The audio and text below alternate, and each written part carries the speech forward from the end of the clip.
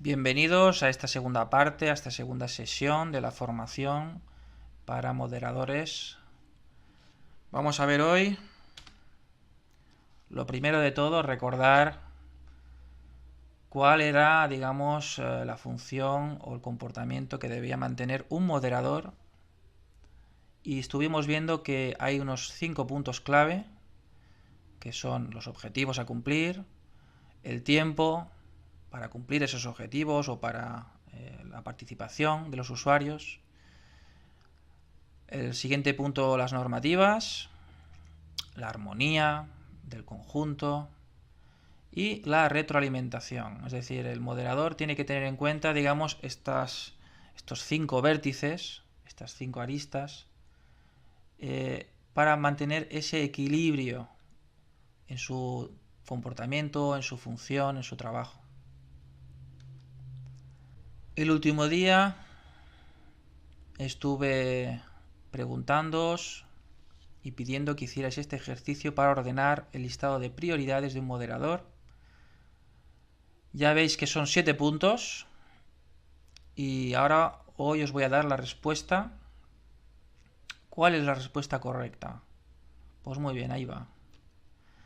Ahí están, todas. Todas son importantes, es imposible o muy difícil o sería muy difícil llegar a un convenio absoluto sobre cuál es más importante que otra porque todas son esenciales. Y tendremos que saber adaptarnos al contexto, adaptarnos a las situaciones y ver cuál se necesita más en cierto momento. Y además va a influir mucho la personalidad del moderador o moderadora.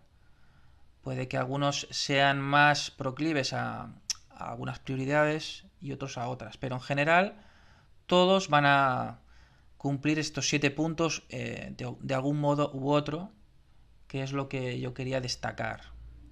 Así que en general, entre unos y otros, los moderadores vamos a funcionar correctamente. Vamos a ver cómo podemos mantener esas prioridades, ¿no? Porque ampliando lo que se dijo en la última sesión, vamos a necesitar mucha autoobservación. Eso no hace falta indicarlo, pero ahí está la clave. Es vital vernos a nosotros mismos detectando especialmente nuestros estados emocionales. Un moderador tiene que estar muy pendiente de sus estados emocionales. Es súper importante. Tenemos que, como moderadores, observar nuestra respiración, por ejemplo. Si estamos en un debate intenso o en una situación tensa, pues respirar hondo, observar cómo estamos físicamente. Observando si estamos siendo reactivos, es decir, si cuando ocurre algo enseguida reaccionamos, ¿no? Nuestra mente enseguida salta y queremos ya accionar, responder o actuar, ¿no? Hay que vigilar eso también. Estar más serenos si detectamos que estamos siendo reactivos. Ver si estamos tranquilos o estamos nerviosos. Ver si nuestra mente está desbocada, está confundida, dispersa, o si está tranquila, apacible, observando tranquilamente. Hemos de saber detectar si estamos confusos o afectados por nuestros prejuicios personales hacia, por ejemplo, una persona o un grupo de personas o por una situación. Si no somos capaces de confrontar una situación, un conflicto, pues ahí tenemos un gran problema y no podremos hacer bien nuestro trabajo de moderación. En caso de que no estemos en equilibrio, en paz, que estemos, como decía antes, confundidos, alterados, afectados, pues mejor no hacer nuestro trabajo y ceder la moderación a otra persona. Porque si estamos así, no solo no vamos a ser de ayuda, sino que podemos hacer mucho daño. Y entonces es mejor pues no hacer nada. Vamos a ver un poquito más de cómo mantener ese equilibrio, esa autoobservación. Una forma, por ejemplo, es tener en cuenta los extremos. ¿Qué significa esto? Pues Vigilar no caer en ningún extremo. Por ejemplo, el protagonismo no conviene, pero a veces el extremo contrario tampoco. A veces alguien tiene que ser protagonista porque tiene que explicar algo en su área de especialidad, tiene que explicar aportar su conocimiento y dar su opinión, ¿no? El primero y el último. A veces queremos ser los primeros y a veces queremos ser los últimos. Pues tampoco es eso, ¿no? Esa faceta de tirano, el tirano que da órdenes a todo el mundo, y la otra faceta opuesta que sería el liberal, pues que permite todo, ¿no? Incluso pues los malos comportamientos. Eso tampoco es. Hemos de buscar siempre el punto medio. Severo, flexible, estricto, blando, irascible, manso, duro, blando. Mira, aquí está otra vez, ¿no? El castigo, el perdón, censor y tolerante. Básicamente estos adjetivos nos pueden servir, por ejemplo, para preguntarnos, ¿estoy siendo demasiado tolerante, por ejemplo? ¿Permito todo? ¿O estoy siendo demasiado censor, que cada vez que alguien dice algo como que le intento acallar o invitarle a que no opine más? Hemos de ver dónde estamos, en qué punto estamos. Porque el moderador es, digamos, un reflejo de un conjunto y tiene que tener un punto medio siempre. Si vemos que estamos en un extremo, hemos de trabajarnos hacia el otro extremo. Y así poco a poco iremos consiguiendo un equilibrio personal y sobre todo para moderar correctamente. Bueno, y aquí llegamos al punto, un punto que todo moderador necesita conocer, el capítulo de el troll. Conoce al troll que llevas dentro. ¿Qué es un troll? En la jerga de Internet, un troll, plural troles, del inglés troll, describe a una persona que publica mensajes provocadores, irrelevantes o fuera de tema. En una comunidad en línea, como puede ser un foro de discusión, sala de chat, comentarios de un blog o similar, con la principal intención de molestar o provocar una respuesta emocional negativa en los usuarios y lectores, con fines diversos, incluso muchas veces por diversión, o para alterar la conversación normal en un tema de discusión, logrando que los mismos usuarios se enfaden o se enfrenten entre sí. Según la Universidad de Indiana, son una comunidad en aumento. Fijaros en ese detalle, ¿eh? La Universidad de Indiana, es decir, no estoy hablando de nada baladí. El troll puede crear mensajes con diferente tipo de contenido, como groserías, ofensas, mentiras, difíciles de detectar, con la intención de confundir ocasionar sentimientos encontrados. Bueno, ya veis que este es un concepto muy conocido en Internet de muchos años atrás. Vamos a ver. Uf. Madre mía. Se nos ha colado un troll. Bueno, ¿qué ocurre? Pues resulta que todos podemos ser un troll. Resulta que todos, cada uno de nosotros como personas, tenemos ego. Y un troll, a efectos prácticos, es una personificación del ego. Ergo, por consecuencia, todos tenemos un troll en nuestro interior, es decir, nuestro niño travieso interior, nuestro gamberro irreverente, nuestro mentiroso compulsivo, nuestra búsqueda de atención, nuestra pataleta de turno por el juguete, nuestro payaso que se ríe de los demás, etc., ¿no? Todos tenemos un troll, que es nuestro ego, pero ahora vamos a ver cómo reconocer a un troll en Internet. A un troll que, digamos, ya personifica a un ego claramente y de una forma bastante molesta y dañina. Los trolls son amigos de la mentira. Este tipo de trolls mienten como bellacos. Se ocultan bajo el anonimato o detrás de la pantalla. Ponen datos falsos en su perfil de usuario. O interpretan un personaje por diversión o para hacer daño. Normalmente lo primero. Simplemente se quieren divertir y se hacen pasar pues, por otras personas con otro carácter.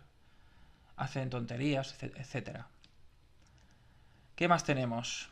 ¿Cómo reconocer a un troll? 2. Insultan a diestra y siniestra, pero dicen que ellos son los insultados. Esto es bastante típico. Estas personas critican mordazmente, apelando a insultos en sus comentarios. Es decir, hacen críticas y, bueno, pues utilizan las palabras cuidadosamente a veces para su estrategia.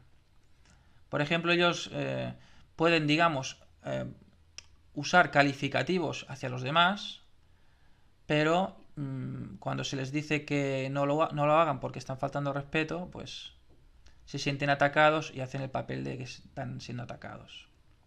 El troll cree que la mayoría siempre está en su contra. Ahí está el tema. Usa ese subterfugio o esa estrategia para pues seguir en lo suyo, ¿no? Otra faceta de estos trolls son que no tienen una base lógica para sus comentarios. Muchas veces ocurre eso. El troll siempre, pero siempre va a creer tener la razón. Da igual lo que le digas, va a estar en una posición cerrada. No hay forma de que alguien le haga entender que a esa persona lo equivocada que está. No hay forma. Es decir, digas lo que digas, le va a dar la vuelta a tu argumento. Por ejemplo, si esta persona afirma que Madrid no es la capital de España, va a seguir en lo mismo. Nunca aceptará que está equivocado o equivocada. Eso es así. Es un comportamiento egoico muy típico en estos casos. Muchas veces los trolls se imponen ante todo o se quieren imponer. Si se les deja, lo consiguen. Estas personas son amantes y defensoras de lo que ellos denominan la libertad de expresión. Es decir, ellos pueden hablar y opinar todo lo que quieran. Claro, gracias a eso, pues pueden usar sus estrategias, descalificar, usar críticas, incluso insultos, ¿no? Pero cualquiera que les intente decir que paren, lo toman como si les estuvieran censurando y estuvieran, digamos, atacando o coartando su libertad. Pero ellos tienen toda la libertad de hacer daño y de censurar al resto, de opinar lo que les da la gana. Es un poco esa la paradoja. ¿Qué más? Los trolls utilizan la violencia cuando ya los argumentos, digamos, no dan más de sí. En este caso son violencia verbal, muchos casos en internet, claro, no es violencia física. Y las amenazas pues se ponen en evidencia. Ahí se pone de manifiesto su brutalidad y poca mesura. También son violentos, agresivos verbalmente, con la forma de responder. E incluso pueden amenazar, ¿no?, a otros usuarios. No suelen tener buena memoria, es decir, a lo mejor han actuado de una forma totalmente incoherente, han estado defendiendo una idea y luego al día siguiente o a la semana siguiente defienden otra totalmente opuesta. No parece que tengan buena memoria. Fijaros que todos estos puntos de cómo reconocer a un troll los he sacado de esta página web que veis abajo, porque es un comportamiento muy ya conocido en internet, con múltiples variantes, es decir, no existe una persona que tenga todas estas facetas. Pues puede mostrar hemos visto aquí seis facetas de un troll, puede mostrar una faceta, 2, 3, 4 o 5, o a veces las 6, ¿no? Pero normal es un grupo de estas. En internet hay un concepto muy conocido que se llama Don't feed the troll, que significa no alimentes al troll. ¿Qué significa eso? Vamos a ver, a un troll hay que identificarlo rápidamente. No hay que caer en sus juegos de provocación. Si tú lo identificas rápido, ya enseguida no caes en esos juegos. La experiencia de haber tenido contacto con otros trolls es importante pues para aprender a detectarlos y no caer en sus trampas. Tienen muchas estrategias, pero al final todas se parecen.